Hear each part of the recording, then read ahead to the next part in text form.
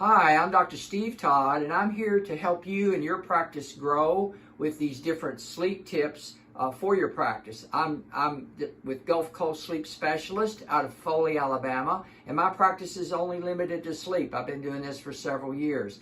And one of the things that I do in my practice is I try to have patients to eliminate or reduce the amount of pharmaceutical drugs they're taking in their life. And usually that's quite substantial. And I start that out with a product called Ultra Dream. Ultra Dream is a melatonin, GABA, and chamomile extract water-soluble formulation that mimics the drip of the pineal gland. That's a big deal because people who have sleeping issues and stress generally have a pineal gland that doesn't drip correctly. This mimics this as close as you're going to get as a natural remedy.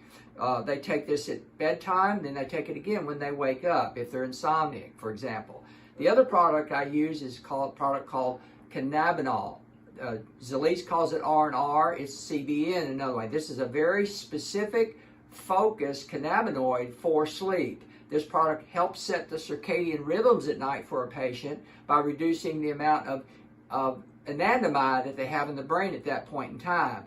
Both of these products taken together are a big, big deal for having patients get to sleep better and stay asleep.